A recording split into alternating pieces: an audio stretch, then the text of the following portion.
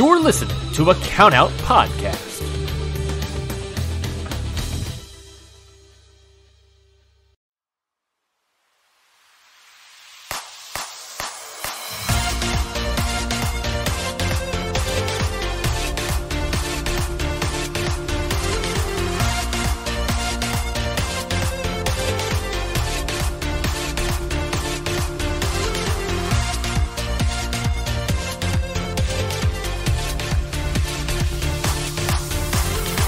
Hello, everyone, and welcome to another edition of the Stardom Road podcast here on the Countout Podcast Network. I am your host, as always, Scott Edwards, and with me today is the same co-host as always, Trent Brewer. Trent, how are you? You are finding new and wonderful ways to make the announcement of me being here yet again so disappointing. Like it's like, oh yeah, it's shock horror. It's this fella again. It's good to be here. It is good to be back for another episode, talking about the history of Stardom. Right now, we're in the middle of the 5-Star Grand Prix, so I'm always very excited to talk Stardom when that's happening. Yeah, it's a good time. It's a really good time.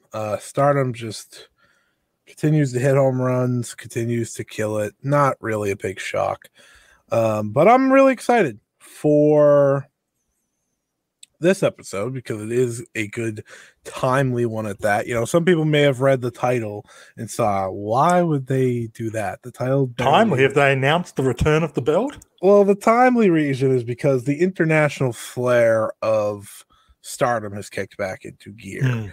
And that, of course, is in thanks to the Strong Women's Championship, which was introduced earlier this year in 2023, kind of out of nowhere.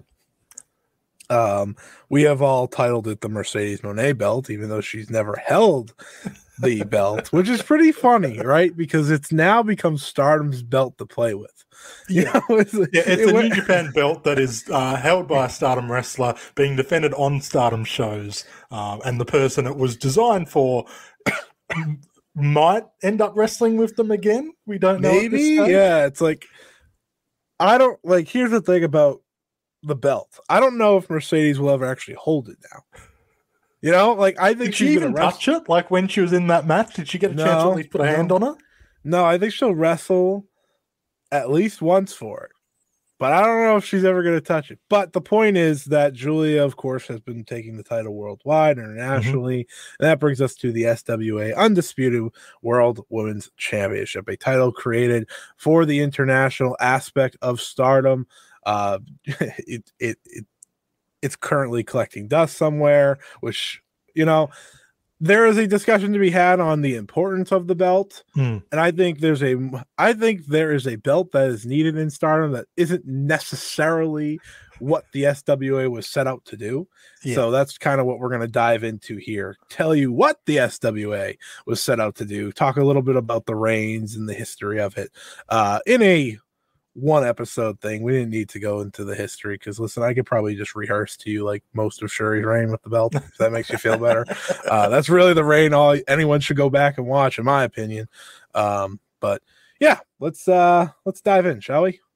Yeah, so like when we're talking about the SWA belt, you kind of have to go way back to 2016, before you were watching, Scott, and before I was really watching too. This is a belt that's been in Stardom ever since I was starting to regularly watch the program. And it's kind of interesting to look at the history because the belt exists for a very specific reason. And very much like the New Japan Never Championships that came about, that reason dissipated pretty much straight away. It was designed back in 2016 as part of a Stardom World Association. That's what the SWA stands for. Although you will sometimes also see it referenced as just the Stardom World Alliance. And it consisted of 5 different promotions. You obviously had World Wonder Ring Stardom, which was a Japanese promotion, Women's Wrestling Stars from Mexico, British Empire Wrestling in Britain, Revolution Championship Wrestling in Spain, which I think is probably better known at the moment, not for Stardom wrestlers, but Mayu Iwatani making her appearances there quite a bit. And finally, ABC Catch Wrestling in France. They came together as part of Stardom's European tour in 2016 to have a one-night 9-woman tournament to determine the first ever SWA champion. Wrestlers from around the globe represented by the different promotions. In the end, it came down to Toni Storm and Io Shirai. Io Shirai won, so a bit of an all-Stardom final there.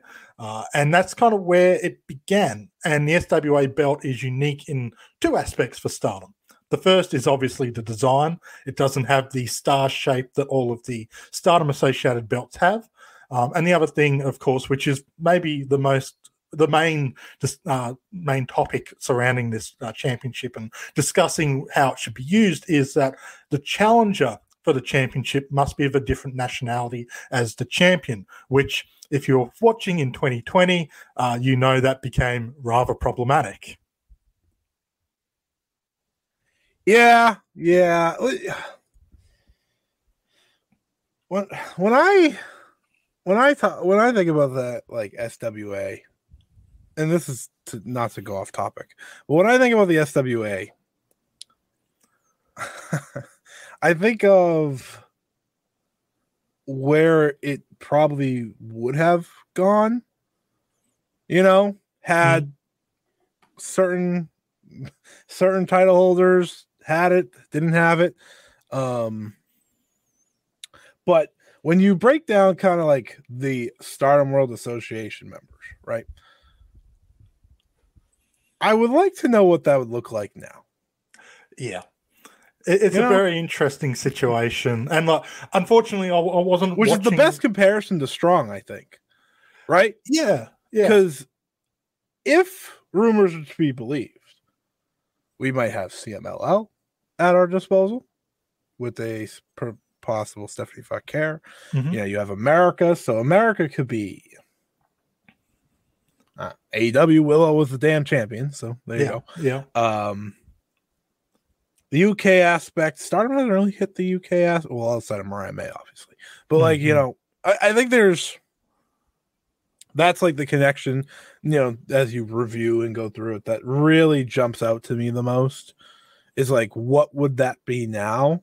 Because again, the title had to be so at home, especially over its last couple of years before it unofficially got put to rest. It got laid down and forgotten about, which, again, we'll discuss the decision there and, sort of towards the end of the episode. Not to take us off track. I just I had that in my brain. I was like, oh. Well, it is worth mentioning because, you're right, CMML, you've got a couple of American promotions which Stardom have, even if it's Impact or Ring of Honor or stuff, where even if they're not a full-fledged, we are a Stardom World Association member, they can work together and have, the champion doing tours where they're going to these different promotions and defending the belt.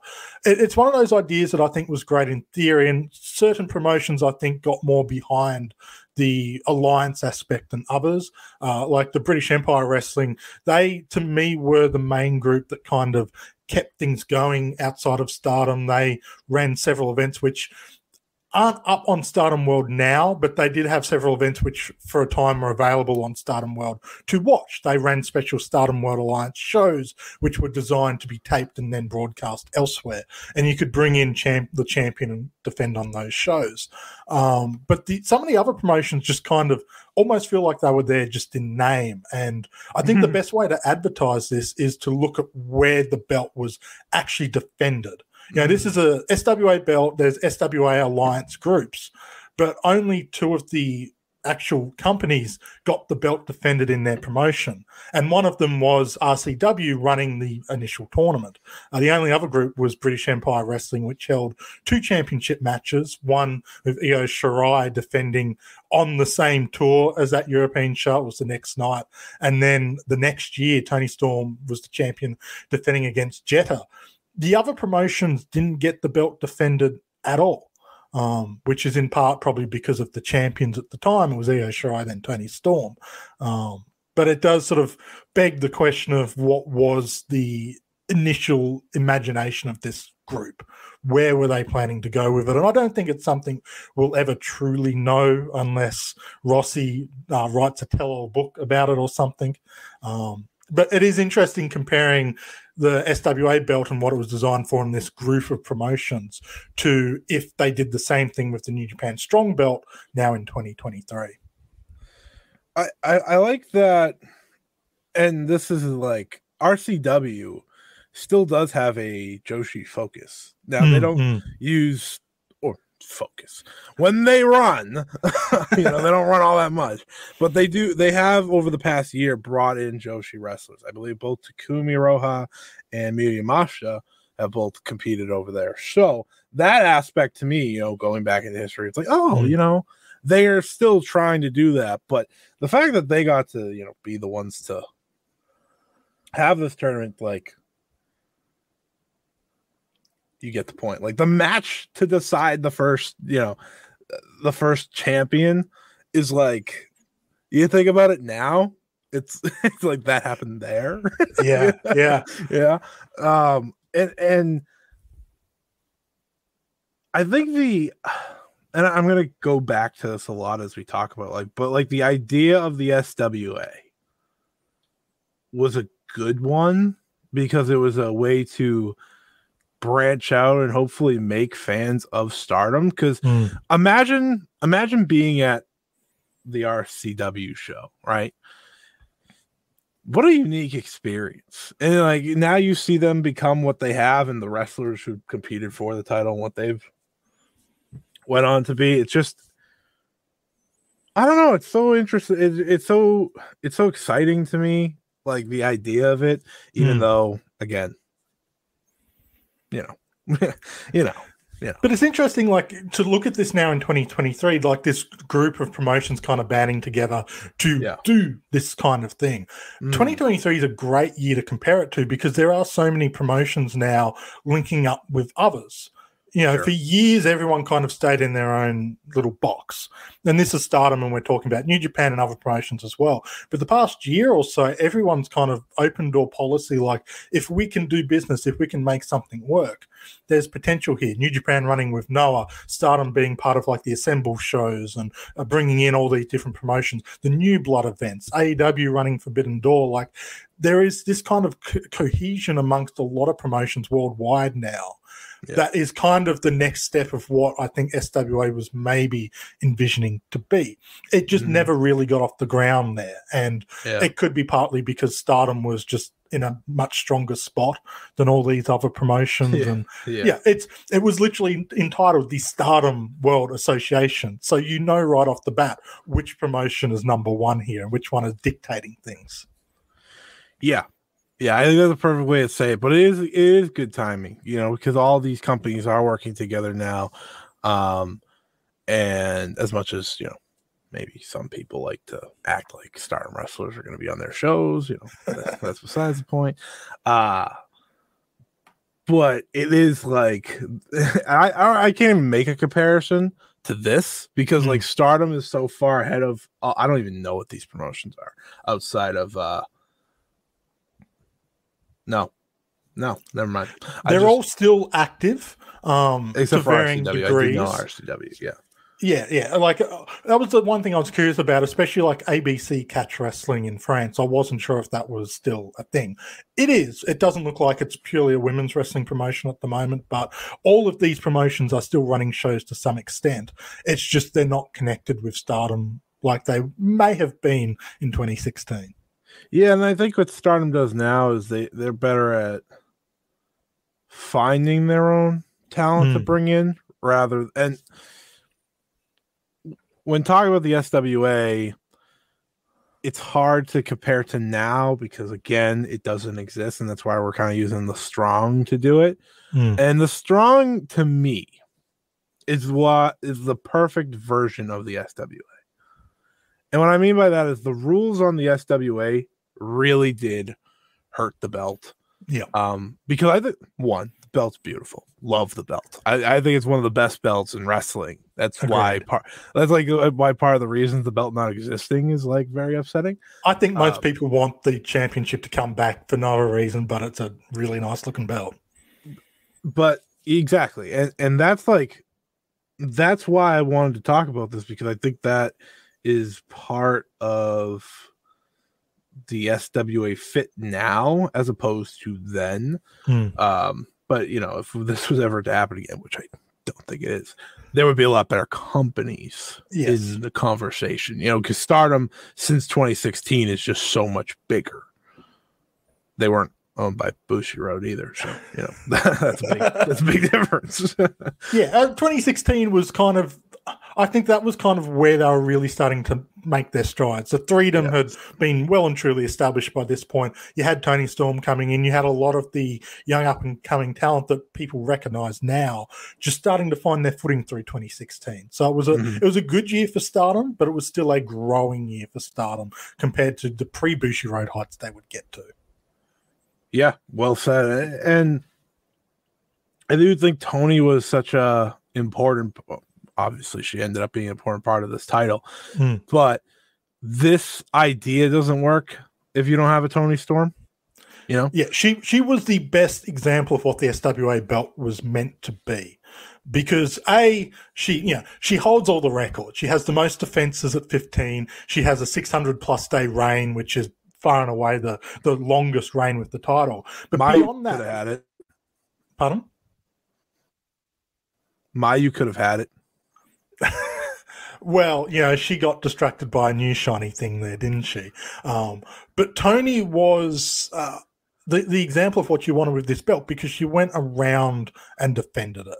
And you got a host of different, even when you look at the Japanese wrestlers who were representing Japan specifically, who defended the belt, they didn't defend it against that many people. Io only defended it 3 times. Mayu defended it 3 times. Utami defended it 3 times, I believe, as well. And it was all kind of insulated. Whereas Toni Storm is literally the person who went around and defended it. She defended it in the UK. She defended it in Taiwan against B. Priestley, and she defended it twice in the US. And this was when she was doing that awkward kind of, she was going around the world, not always defending this belt, but the belt was represented around the world in the many shows she was doing, alongside the World Wonder Ring Stardom Red Belt, the World of Stardom Championship, which is another interesting facet of this championship's history, is how intricately tied it is into multiple championship runs for a single wrestler.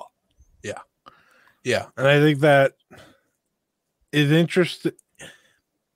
Let me rephrase. It is maybe an important part of this title's history, because I think in many ways it shows like the cream of the crop pretty much had the hold. And I think that it adds to the legacy of the title. So arguably that in some ways can hurt the title even. I think that is something that, they only had 9 champions, but history wise, if you look at all the champions who held the belt, they're some of the biggest names in wrestling today. Yeah. And I think that's crucial to the title success. Yeah. Well, I mean, you just have to look at the people who held the belt, who has gone on to hold the top championships. Io Shirai was the red belt champion when she won the SWA title. Toni Storm won the red belt championship. Viper didn't, but she was constantly like an upper mid-carder for Stardom. She's gone on to have obviously a pretty decent career with WWE, all things considered, and was one of the indie wrestlers that kind of held a lot of top championships. She was a 4-time champion when she held the title. You had Utami Hayashishita, young Utami. She would go on to win the red belt. Jamie Hayter goes on to win the AEW World Championship. B. Priestley would go on to win the World of Stardom Championship. Shuri, World of Stardom Champion. Tekla is probably the weakest wrestler on this list, and then you go on to Mayu Iwatani, who has held just about every championship Stardom could possibly throw at her multiple times. The legacy of the champions is incredibly strong, and it's almost at a disadvantage because it made it so difficult to work out where the championship would go. Yes. And like you look at Tekla's reign, and I think in many ways that level is kind of maybe where the championship should have been at. But when you've got such a legacy of top champions that holding and defending it, it felt like such a drop, even though it was maybe better suited for that role. And I think that's kind of where my thoughts on the SWA today go is that is a belt that if Stardom were to have another belt in its ecosystem, local ecosystem, not this IWGP and strong belts that are like here and then not, and you know, like not counting those. The perfect scenario for Stardom is to have a belt that the likes of a Tekla can hold, the likes of a Saki Kashima for the longest time could hold, right? You know, she's high speed champion now, but she was a prime candidate for that. I don't like putting like mid card on the thing. I don't like putting that because it's like, I think that hurts them, but like an opportunity for wrestlers to showcase themselves. And even with like the future belt that's only for so few people, high speed belt that's for so few people, all the belts, all the singles titles are for a very specific group. Yeah. And I think there is an opening that the SWA could have been, but at the same time, I can't be upset with them making the belt so established either. Yeah, because that's what they did in the end. They really established that belt. We'll talk a little bit about Shuri's reign that, in my opinion, really just brought that belt to a whole height that I don't think, like, I think if we look at it that way, it's like that's the best reign, and it's because it was almost like cheating in a way, because she was the only person that could hold it during that time. Yeah. Yeah, the Shuri reign is such a fascinating case study with this championship. You know, you can argue Tony obviously had the longest reign, the biggest reign, but it's so hard to judge because it's so difficult to watch the reign. You know, and a lot of the matches outside of the Stardom-centric shows are not available for us to watch. Whereas all of Shuri's reign is. You know, all of the modern championship reigns, basically since 2018, the belt had only been defended in Japan until Mayu Iwatani's defense at New Japan Rumble on 44th Street. All the outside of, you know, Japan non-Stardom related shows aren't available to watch now on Stardom World. It's very difficult to actually go back and watch a lot of these early reigns. So Shuri is kind of the great example of, okay, this is the best reign that we can kind of look at. The other thing, like when you're talking about the status of the belt, where if it was quote unquote in the mid card, maybe would be more beneficial, is you look at the talent Stardom typically brought in from abroad. That is kind of the level they are typically at. Obviously, starting with an Io Shirai makes sense. And if the initial idea of the belt was you had a touring champion, it makes sense for Stardom to put the belt on, say, Io Shirai, if they had intentions of her to go to Europe for a couple of weeks and go to America for a couple of weeks and defend the belt. Kind of, again, what Toni Storm was doing for a long time in her sort of role as a wandering champion. But if you're looking at, like, once the belt kind of stayed within the Stardom borders, you look at Utami's reign where she's defending against the likes of Bobby Tyler, Rebel Kell, and Zoe Lucas. They're not wrestlers you necessarily see holding belts that were held with and no disrespect to them, but they're not going to be holding belts that were held by the same people as Prime Io Shirai, Prime Toni Storm, that kind of thing. But if it is a mid-card level belt, suddenly those kind of touring wrestlers become a lot more viable. Even looking at 2023, Mariah May would have been a fantastic champion situation. Xena could have come in and been a viable challenger. Jessie as well, kind of at that mid-card level. But if they're expected to reach Shuri levels, it's asking an awful lot for them. It is. You know, it is. And when I watch some of these matches back, because I've watched some of the SWA matches with the international talent, it really is night and day, because then you watch the Shuri reign, it's like this is an unfair comparison. But I do think that when Jamie Hayter won the belt, that was maybe the shift. You know, maybe the shift to not saying Jamie was like, I think Jamie was going to be huge in Stardom had COVID not sent her away. Yeah. And, you know, she signed to AEW and stuff like that. I think that goes without a doubt. She was a star in the making.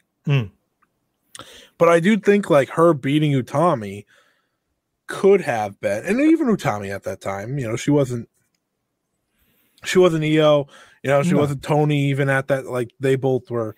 Io was world champion. Tony would go on very quickly to win the title. Utami still took some time from having it. So I almost think like it was going into that direction, and then things had to change once she lost it, right? You put it on B, who had already been World of Stardom champion when she got it. Then you change it over to Shuri because B didn't leave that soon after. It was like she won the Artist of Stardom Championship, I think, the day before or the day after she dropped this belt. So she was still about 6 months before 6 to 8 months before she'd leave the company. I'm sure they had an idea, though. Yeah. They probably were aware, like maybe she's got 1 foot out the door. And also they probably looked at Shuri as someone that they wanted to consistently have in these kind of roles because the SWA belt set her up for the red belt in terms of establishing. And I wish I had looked this up, but I know Shuri like officially signed full-time. It wasn't that late, but it was like a little towards then. A little more towards then, because she had started coming in, being part of DDM, and then she signed full-time. And I'm sure that was part of it too. They're like, yes, it's time to get her a title that will work for us, give her a big reign and take advantage of what is a bad situation with COVID, where we can't bring in other talent, put it on her because of her roots. And it ultimately, with Shuri, becomes like one of the most highly anticipated belts when she defends it. Like anytime she defends it, it's like, oh, here we go. And I don't know if I could say the title ever had that feeling until Shuri had it. And that's my personal opinion. Yes, Io had it.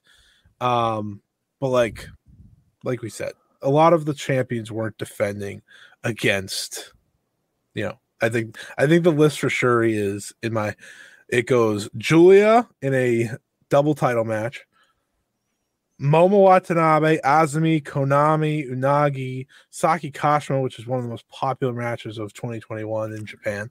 I like to bring that up. Konami again, and then ultimately, no one remembers this. It was on the line in the year-end final match between her and Utami.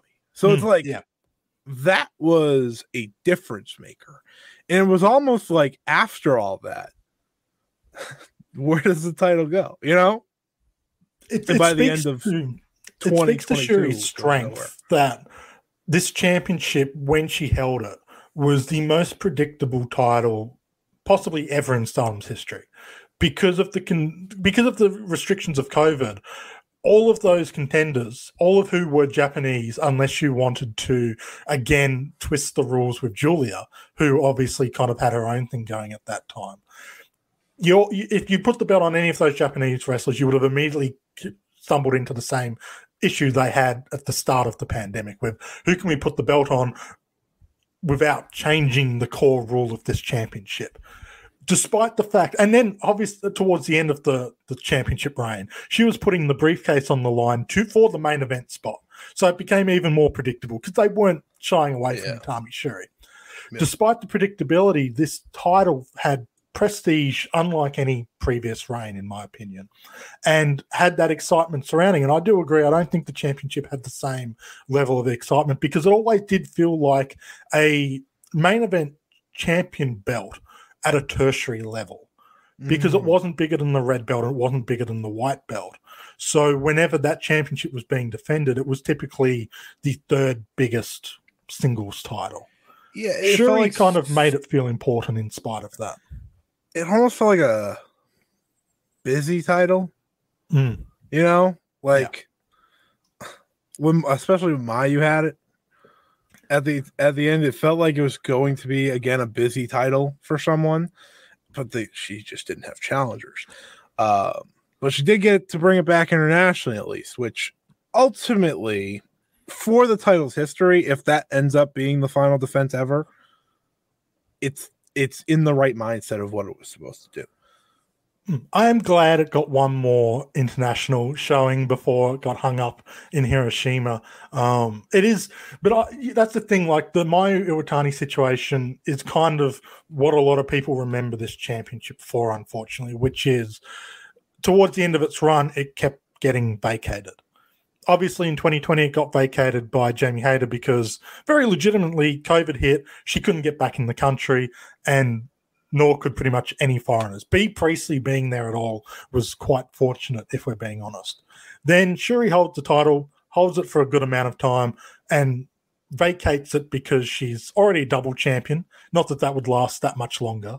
She dropped the tag belts as well pretty much straight away, but she had the red belt. That was her focus. And kind of her dropping it was arguably good because otherwise you would have fallen into the same situation when Io had both championships and Tony had both championships. Like, what do you do with that SWA belt?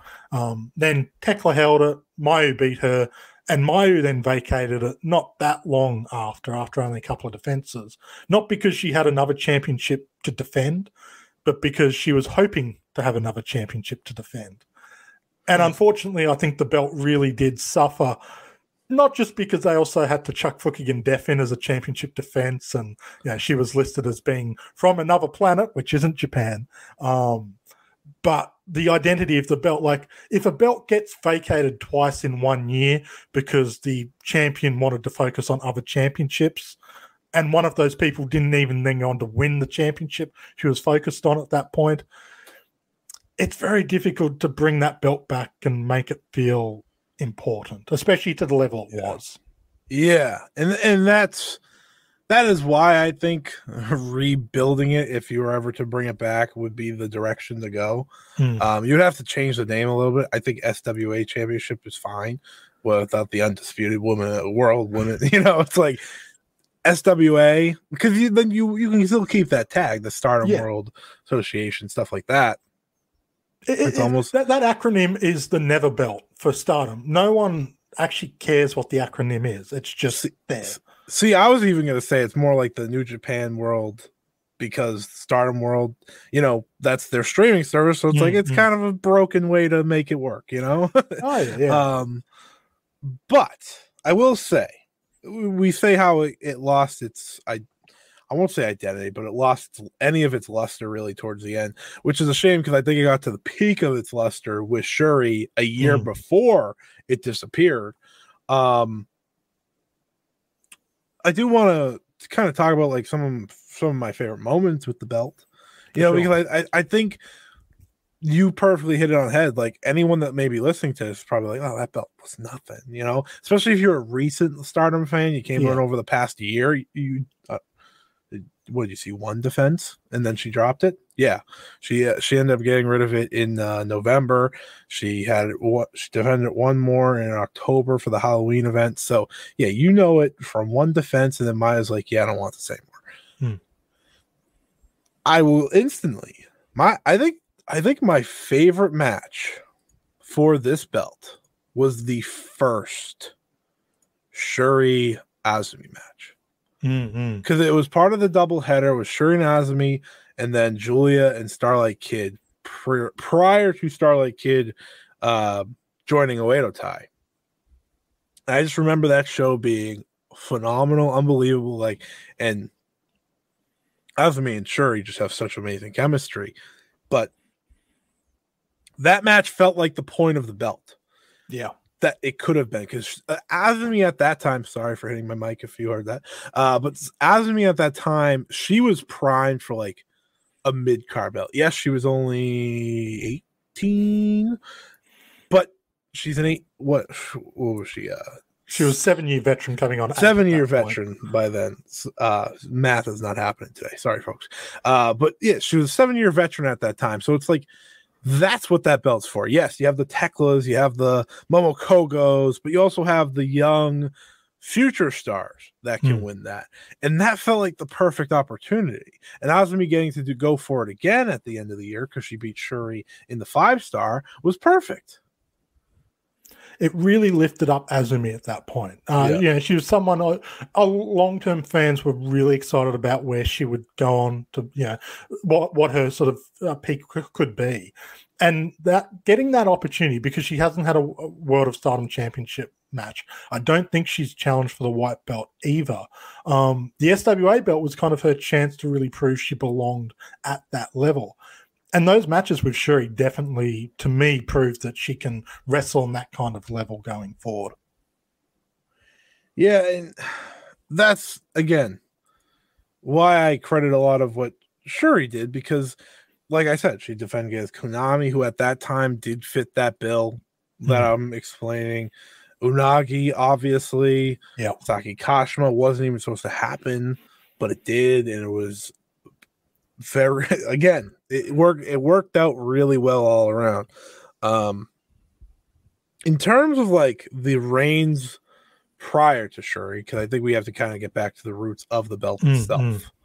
Do you think Io, or not Io, do you think Tony had the best reign? I think if you're talking about the value of the belt and what the belt was meant to be, yes. Because I thought she had a really good range of opponents, from international talent coming into Stardom, international talent from outside of Stardom, Japanese talent within Stardom. I think the idea of the belt kind of came together the best with Toni Storm. And there's some really good matches in there as well, like her match with Viper, where she lost the belt. That's a really fun match. You know, it's on the Stardom Dream Slam in Kurikan show. I'm a little bit biased because I was there in person for that show. That was the main singles match at it. But it was a really fun match that kind of highlighted, you know, the diversity of the belt. It was an Australian / UK wrestler defending the title against a Scottish wrestler in a Japanese ring. Like, it sort of ties together the World Alliance aspect of the title, which, and yeah, all the other champions, I felt Viper's was pretty decent. Io's I don't think had enough time to get off the ground. Utami's was probably, for me, it was flavored by the fact that this was right in the middle of her Super Rookie push, and you kind of not stomach it, but people hadn't been won over yet by Utami being pushed to the level she was being pushed at. I think maybe going back and watching that reign, you'd have different opinions on it. But I was a bit like, another championship for Utami. And yeah, and then you had Jamie win it, didn't really get to defend it.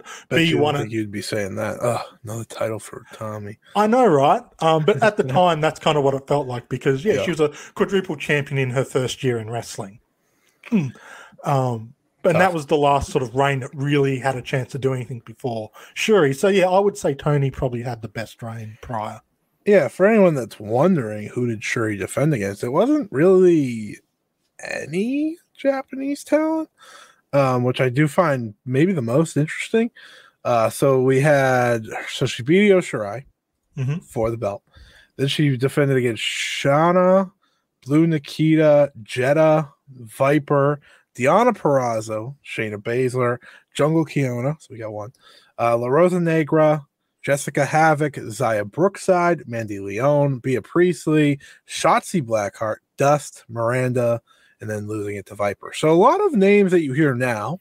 But I do think it's interesting, you know, because so many of these defenses did happen in Japan.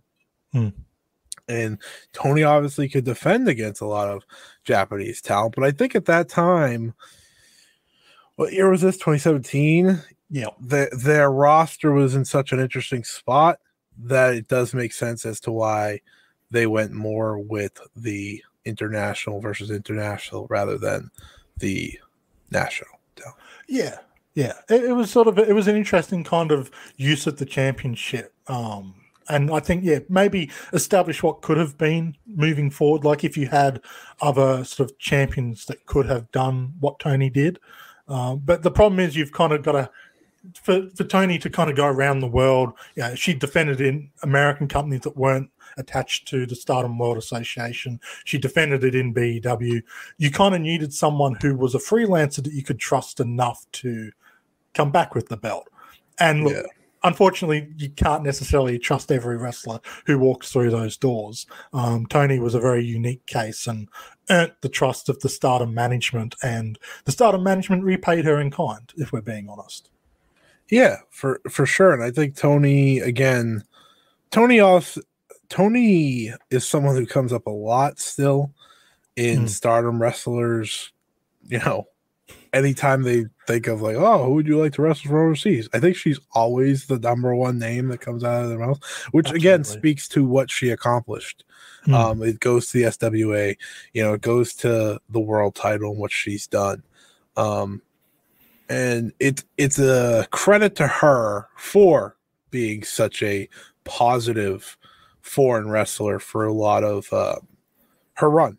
I know people have the complaints about how the world title reign went, and again, that wasn't supposed to happen. Yeah. We've talked about that in detail a few episodes back, but I do think that, you know, you look at this SWA title reign and you think about it that way, in that I think that helped really pave a way for her, and the amount Stardom's roster even now appreciates her, but also where she's ended up going, you know? She has the benefit of being the wrestler that if anyone was training and coming up in Stardom around that time, she was kind of the foreigner, the wrestler to kind of connect with if you wanted that international connection.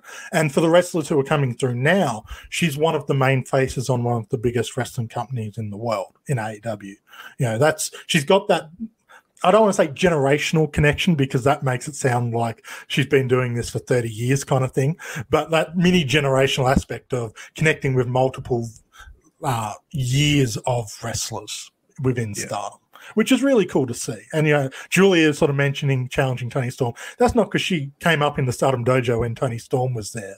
It's because she sees what Tony's doing now in America and thinks, hey, I've got a championship.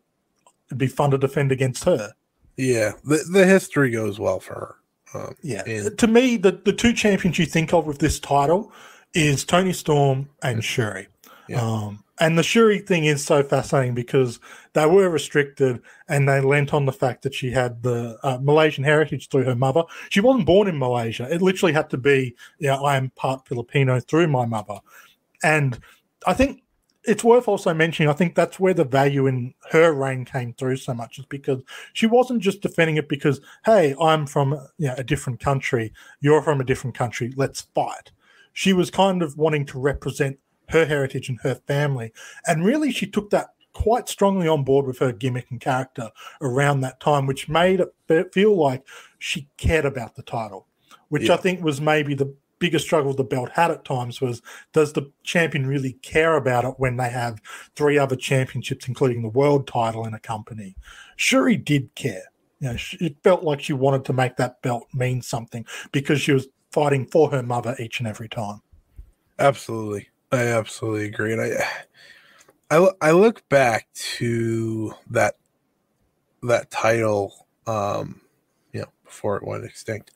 And looking at when Tekla got it, I remember that having a lot of potential because, again, it works to what I said. She defended it. She beats me and Shirakawa for it, which is crazy to think about now. Then she defends it against Saki Kashima, Ruaka. Like, she was doing all these smaller defenses. And again, it was on the right track of what I wanted to do. And then, you know, you walk into Mayu Iwatani and there's no hope. There's no prayer for her to win, but that's besides the point. I remember when that match was booked, everyone was like, Tekla's not winning this. What's going on? Because, you know, they were going to run into the same issue they would have had with Mayu winning the belt, was who's she going to defend against? And we saw that was an issue once she won the belt. Her first defense was against an alien. But, Tekla was not at the level where she was going to beat Mayu.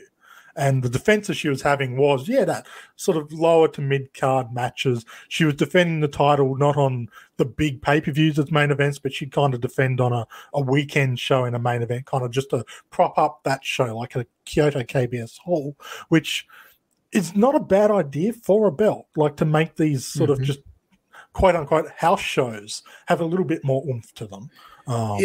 Again, it's to if anyone follows New Japan, it is to the idea of what the New Japan World TV title was originally presented as before they kind of went off with that idea automatically. Because the idea of that was to defend it in towns that may not get big matches like that. Yeah.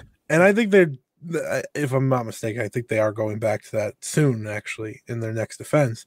But I think the SWA, if it were to come back, it would work really well in doing that, because it kind of plays the idea of not internationally, but kind of like a roaming title in a lot of ways. You put that on a random card in, I don't know, I couldn't name a place, so that was great. Niigata or Fukuoka. Yeah. It works. It works to your advantage, because then Stardom, or then, you know, these crowds get something special, even if it's not that big of a defense. I want to ask you, do you know what Mayu's last defense was? Without like looking up the list, which I could easily do and pretend I'm not, I don't remember, because I know there was one defense after Kaline King in the New Japan show. So she retired it after successfully defending it against, drumroll please, and it was in Hiroshima, which is very timely because they just had a show in Hiroshima. It was against Alpha Female. That's right. Yes. Rings a bell. And she was part of the original 9-woman tournament in Spain, which is a fun kind of way to bring that belt full circle. If you're wondering, Alpha Female has wrestled since then. Barely, but she has. She actually just fought Shauna, who had challenged for the SWA. Look at that, full circle. It all comes together. It all comes together. But I just wanted to toss that out there, because the last match did go down between two former World of Stardom champions. Yeah, and it's we've sort of been talking about this championship and the sort of level it's at, and it'd be nice if it could have served the kind of mid-card belt purpose, but it was represented by top champions. And now we kind of find ourselves repeating the situation with the New Japan Strong Women's Championship. This is a belt that kind of got brought in as the second New Japan belt being represented partially with Stardom. I don't even think they don't even use New Japan in the title. Have you realized that? They always call it the Strong Women's title. Okay. Because I was looking at something, because I was like, do I write New Japan when I'm writing results or whatever? They don't use the New Japan part of it. Okay. Which I find interesting. To me, I thought you'd do that, especially because of the connection with the New Japan America shows. But what do I know? And that's, that belt's got a fascinating mini history, and I think years down the road serve for a wonderful episode of Stardom Road. It gets brought in, everyone expects Mercedes Moné winning the belt. So right away, it's a belt that kind of feels pretty high in importance. Mercedes gets injured in the mini tournament. Willow Nightingale wins. Then Julie goes on and beats her for the title. And now it's kind of, in many ways, serving a similar purpose to what the SWA belt could have been. It'll get defended on Stardom shows, as we saw as of recording, as of the release of this episode, the weekend prior against Risa Sera. She'll go to America and defend the belt. She's defended it against American wrestlers, potentially defending it against Mexican wrestlers in Stephanie Bakir moving forward as well. And it feels like Julia really wants to make this belt that kind of championship, one that can kind of get defended anywhere, be it in Japan, be it outside of Japan. And to me, it is serving as a SWA 2.0 belt, more so than the IWGP women's belt was ever going to kind of fit the shoes of. Yeah, the IWGP name wasn't going to allow that. Yeah. It demands a different level of expectation and prestige. But the SWA belt kind of feels like it's now evolved into the Strong Women's Championship, and kind of is freed up because it doesn't have to be. I love the in theory, the idea of you've got to defend against someone from a different country. I love that theory. In practicality, it just became too restrictive. But if it's a championship that you tend to book around Japanese versus foreigner wrestlers in America, wherever it gets defended, I think that's kind of fills that gap that you're missing with the SWA belt now. Even so, right? I do think it has somewhat accomplished that, and I'll say that in that even though not everyone's a foreign wrestler, for example, Willow versus Mercedes, that was, company versus company. At the time, New Japan versus AEW. Mercedes was, of course, going to win, but that didn't happen. Then it was Willow versus Emi Sakura.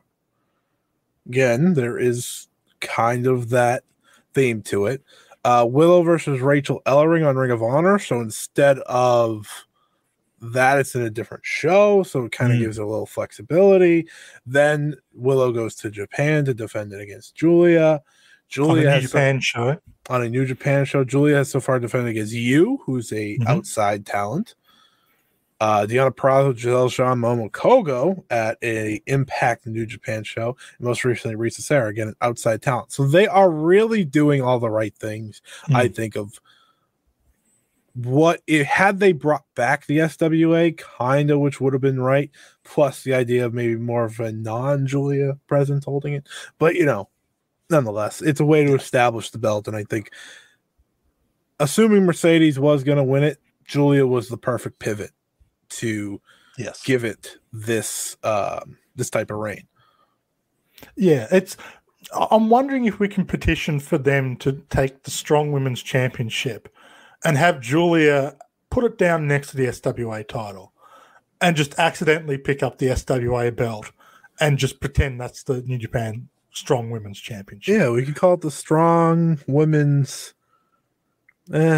Alliance. Alliance. I don't know. It's a nicer belt, but it's fine. It's something to think about anyways. But it's kind of nice.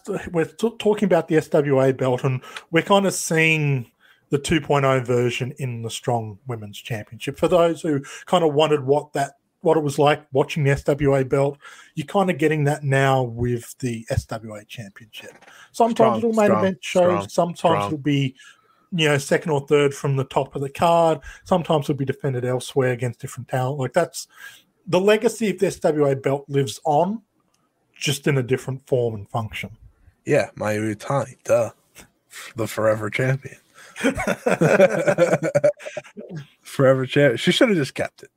Be like, IWGP is a prop. SWA can be a prop too. At least the IWGP looks. And the SWA looked good. So she had two of the most beautiful belts in wrestling on her shoulders. Just when she's not dropping those she has trouble holding on to one title without forgetting to bring it out or dropping it. With two belts, she's damaged.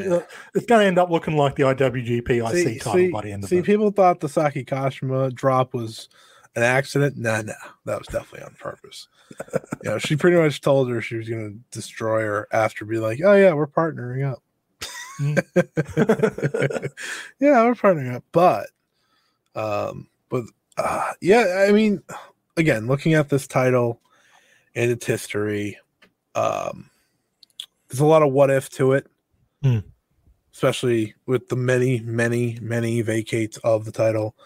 But there's also a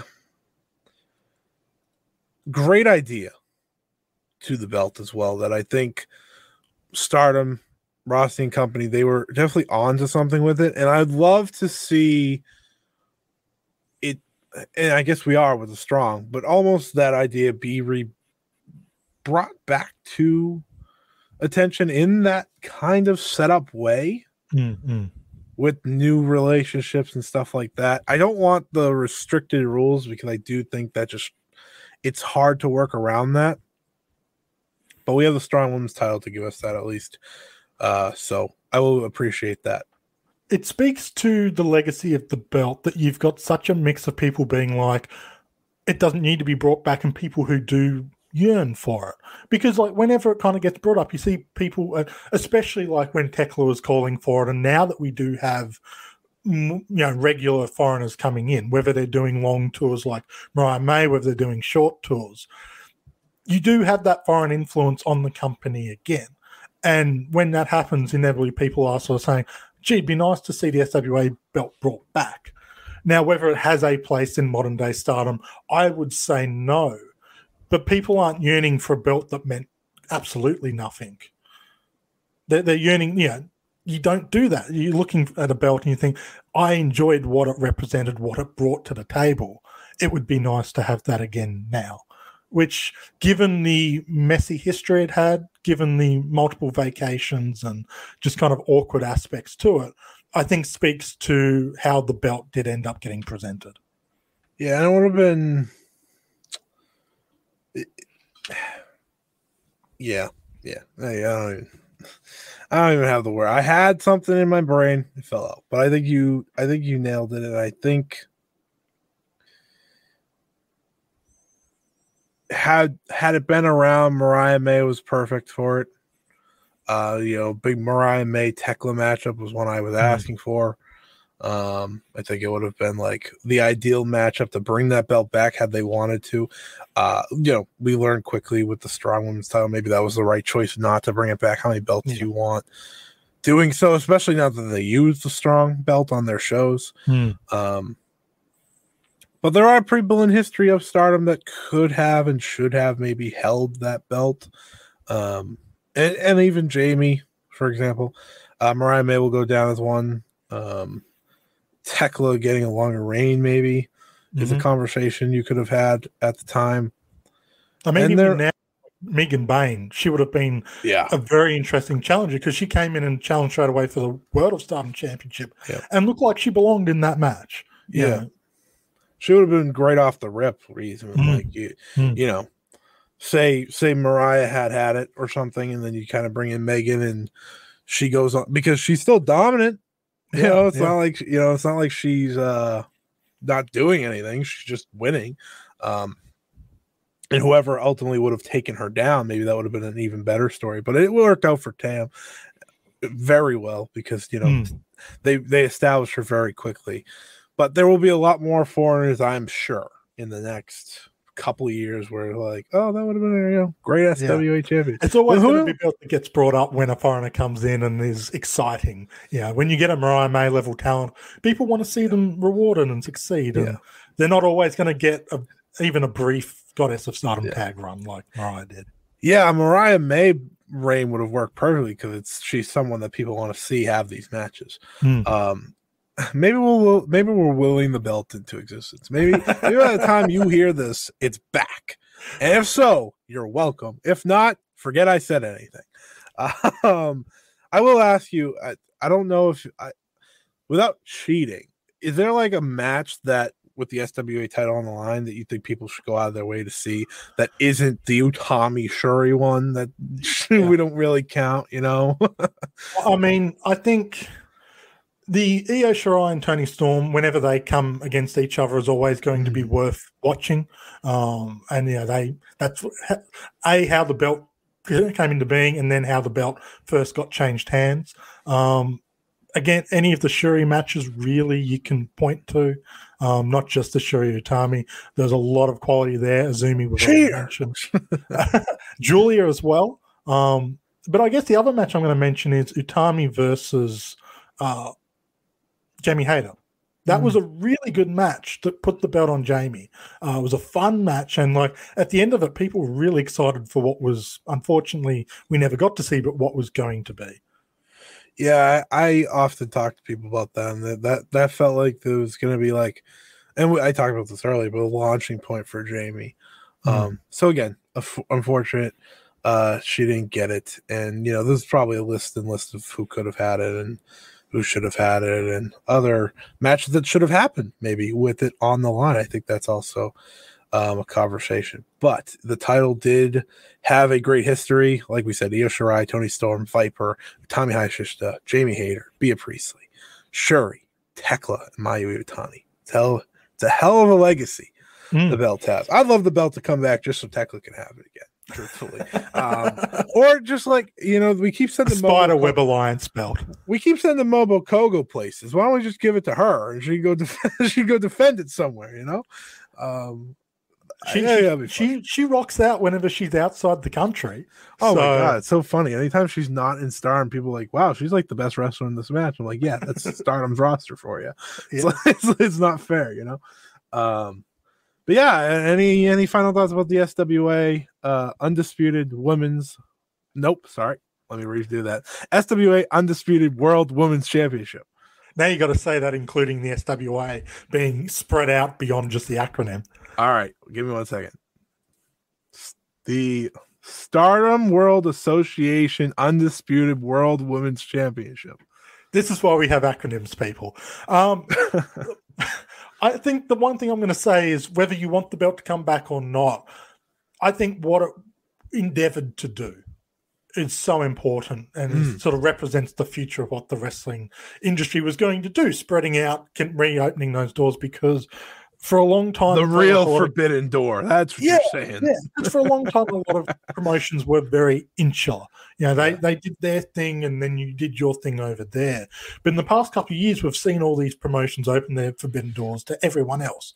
And the SWA concept kind of was that in a prototype form. And I'm glad now in 2023 and hopefully beyond, we're seeing that more and more. I will also say, everyone should watch the Mayu versus Kylan King match, because I thought that was pretty good, and again, return to the roots of the match itself. Mm-hmm. If you want to go check that out, I'm sure it's on like New Japan World or something ridiculous. Yeah. I have no it's idea. Not on Stardom World, but it is on New Japan. Yeah, I was gonna say I have no idea where you could probably go find that. I'm gonna guess it's on Stardom World. Nope, New Japan World. See, I talk about Stardom. I'm talking about New Japan. So that's. I'm not blaming myself. This isn't Tanahashi Road. No, that'd be fun. But no, it's not. And I will say, you know, looking back ultimately at this title, it did a lot of good things. It did a lot of right things. It had the right idea. The idea behind it was great. And I think if you were to represent that with specific promotions, it could do even better now.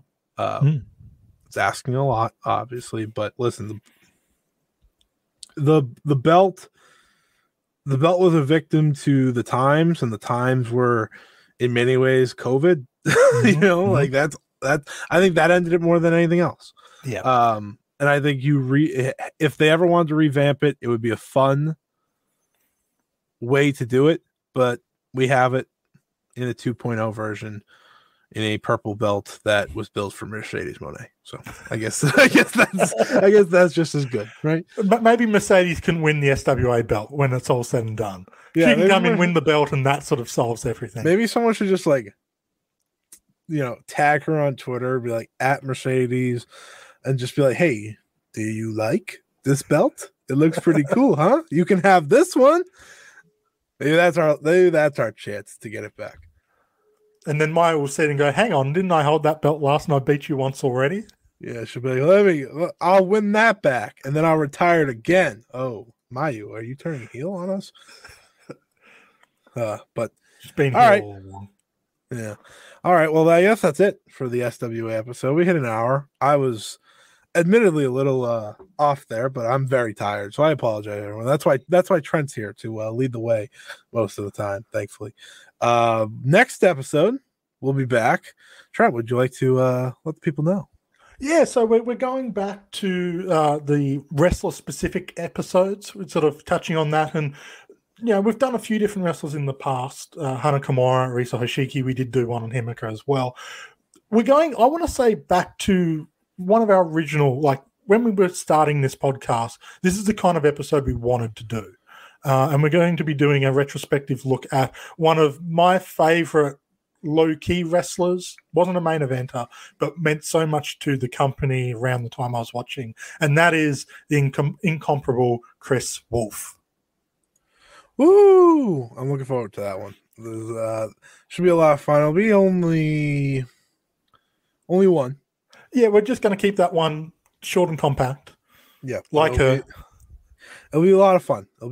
Then we have a busy October coming up, and then we'll hopefully give you a nice big wrestler directed couple episodes after that. So check it out. Keep an eye out. All that good stuff. Trent, where can the people find you? So you can find me on the website formerly known as Twitter, @OneUpCulture. I recently released an article on Unagi Sayaka, who did wrestle once for the SWA Championship. There's your connection. And, of course, if you like us, you can listen to the Ocean Cyclone Show. We also recently dropped a new episode, the debate episode. Check that out on the Wrestling Podcast Network. You made me laugh. I don't know why I was like, if you really like us, if you don't, thanks for listening anyways. I mean, you've made it an hour plus listening to us. And if you want to listen... the SWA, this is like, I don't know, my weakest episode on a personal basis. So thank you for tuning in and listen to us talk about a belt that doesn't exist anymore. We had to introduce the belt series. So like when we get into every other belt in Stardom's history, we can't make it this quick.